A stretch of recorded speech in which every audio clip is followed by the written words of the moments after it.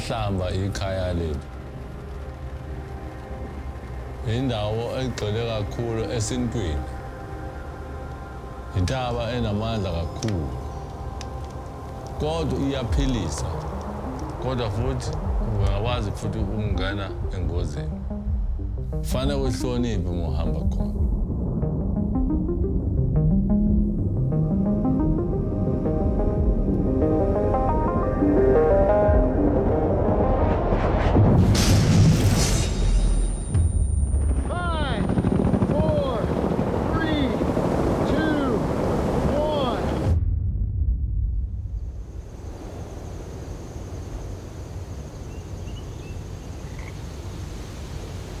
Right now we're here in the Drakensberg Mountains.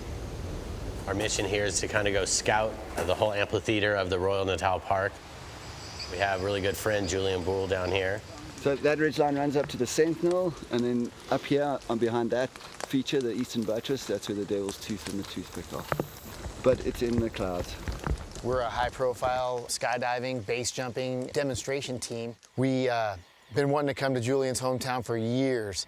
And with the help of our sidekick, Glowy, super awesome friend, base jumper, skydiver buddy, he got us some permission slips to jump in the Drakensberg mountain region. That whole gully, that's going to be our zone, our LZ. Hiking out there with the clouds and the rain and everything, you know, is in the back of our minds, are we going to get skunked? Everybody has their own superpower in life. And I think for us as a team, Red Bull Air Force, I believe that we are lucky. The clouds just started clearing. It was kind of a magical thing. Brought in some warm, high pressure here, and as we speak, this is the first sun right now. The weather can always be an animal and play with you, and you might come down here stoked thinking you're going to be, sessioning hard every day, and then you sit in the rain for weeks. So we were kind of going into it, praying to the weather gods that things would work out. Here we are, Drakensberg, about 5 o'clock in the morning. We've got some clouds here. I actually came over to the Drakensberg about 20 years ago and was looking at some of these cliffs and just amazed, and always wanted to come back and do some base jumping here. This is the map. We gathered around a map and checked out the area that we were interested in jumping. There was 2 locations. One was a Sentinel, and nobody's jumped that in a wingsuit either. It's never been jumped before. And that was our warm-up jump. We knew we were gonna have weather that day, so we decided to do that one. And then the following day, and there's another cliff on the Eastern Buttress. Once again, untouched by wingsuit. The crown jewel, I believe, is that East Buttress. It's like the tallest, most sheer exit point you could jump. A 5,000-foot flight, right? 5,000 feet. Sweet. It'll be fun. Come on, weather gods, what do you got? Looking at a map is always a lot different than being there. Just being told what to expect and what it looked like. So made our plan of attack, so we're ready to go.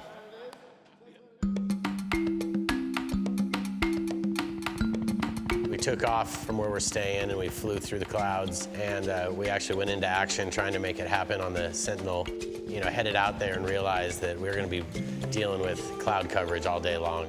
You can't just go until it kind of calms down, or at least you know the rhythm. So we sat around for hours waiting for the right moment. So now we're enjoying this beautiful scenery down here. What's funny is that when you're more scared of the snakes than you are the jump. Yeah.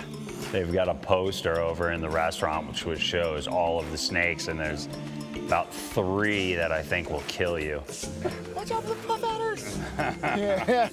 I'm from Vermont. There's nothing poisonous there. I think this is where they shot the Lion King, Mike. Yeah? It's beautiful. I think so. Man, yes.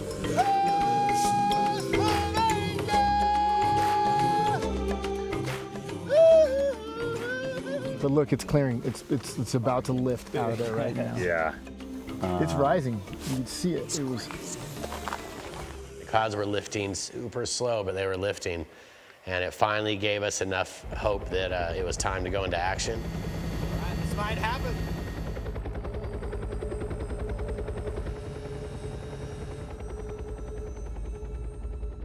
By the time we got up there, it had already doubled in cloud coverage and started to get worse. This cloud building up quick, huh? We were kind of in the white room, which if you're flying in clouds in a helicopter, it could definitely be a bad scenario because it's easy to lose your bearings. Great, that way I can't see, okay? What do you guys want to do? Let's go, dude. Yeah, okay, so we continue? Yep. If anyone gives you shit, tell them I said it. Yeah. All right, we'll give it a shot.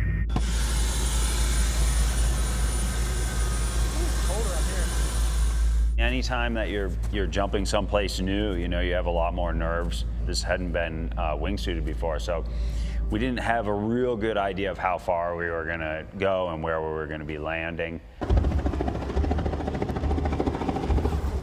So what do you think? It's coming up and rolling over. I'm pretty sure. Fuck, it's flat, dude. Pilots say if you're in a hurry, you're in danger. We're ready to do this, but we need to hurry and keep things moving. And if we don't hurry up and get off this thing, we're gonna get closed out. I like it. I trust myself, my abilities, and it's like game on, and it's like, hey, we need to go. My favorite part is when you lean forward and you're committed to the jump, but you haven't pushed off yet. That's when everything goes quiet. See ya.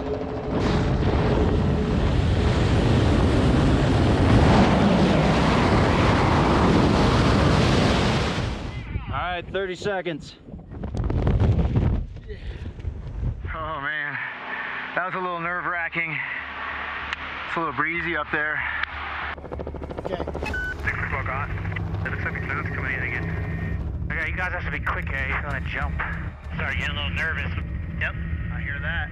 That's a lot of wind, huh? Look at that. 10 seconds. 10 seconds. Yeah, let's just get off. Yeah, I'm trying, John. We gotta go, we're gonna close out, guys. When we decided it was about time to go is when we started seeing the clouds roll over. When you're in an environment where you've got cliffs all around you and you need to fly a certain direction, bounce off a cliff edge and die, you don't want to do that in the white room. You don't want to be in a cloud trying to fly out and find your way to survival. We could still see a little bit, but it was time definitely to get off the mountain. Here we go.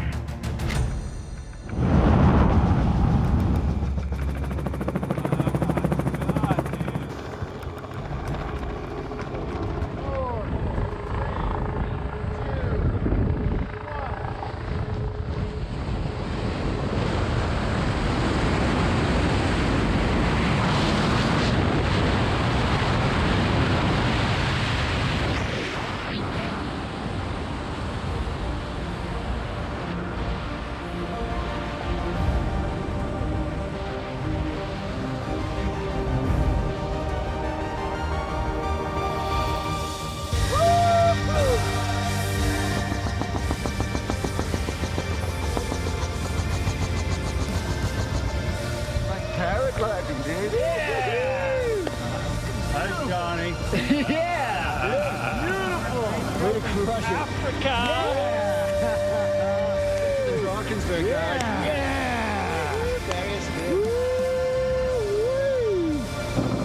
Oh, we made it. Totally alive. So sick. It's a pretty place, man. We sent it, you know, like as fast as we possibly could.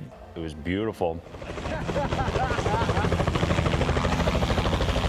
First jump somewhere, not a no-brainer landing area. You know, it was pretty intense for the warm-up jump.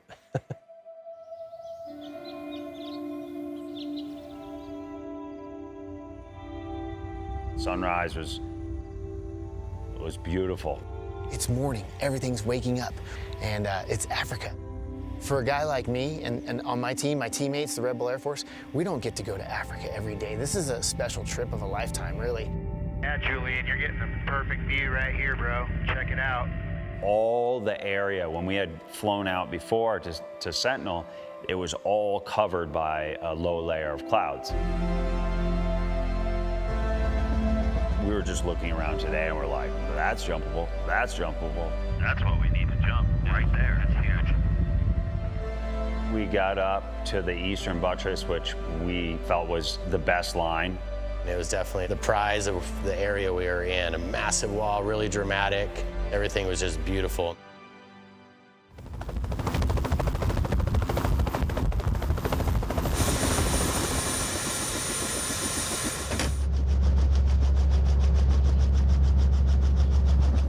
Here we are on the Eastern Buttress, checking out a couple exit point options. This wall looks pretty darn big and awesome. We had some discussion about whether we were going to be launching off one side of it or the other based on weather conditions. Okay, I've just rigged 2 safety stations here. Am I coming up there, or what's the deal, dude? Hang 10, brother. We're still making decisions.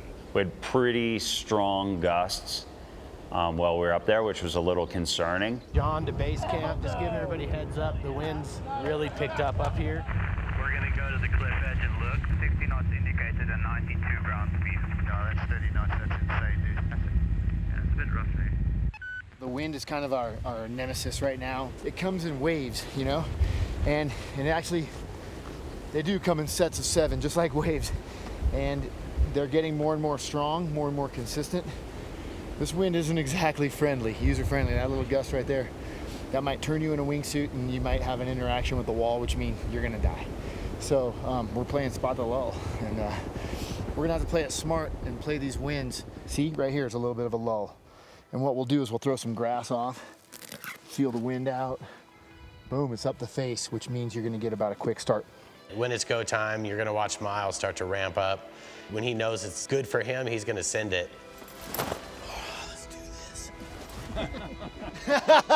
And I got to respect that because really, you know, Miles has more base jumps than anybody else on this planet.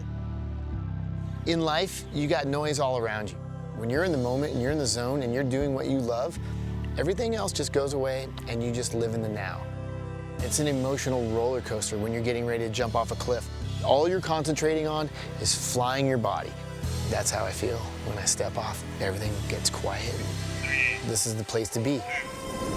If this life is worth living, I hope you hear about me.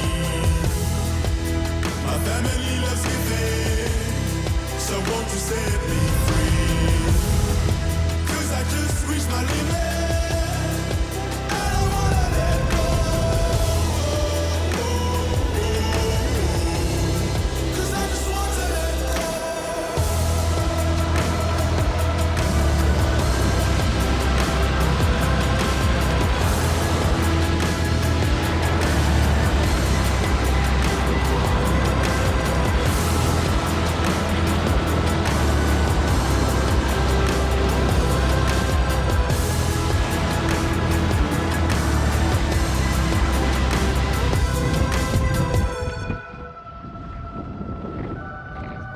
You know, the jump we did today, it was what we do it for. The mission was to come out here and get our first taste of what the Drakensberg has to offer. Mission successful, 1,000%, and now we just want to come back and do more. These jumps that we were able to make it all well worth it. We're here to rethink what's possible. We live for the art of human flight.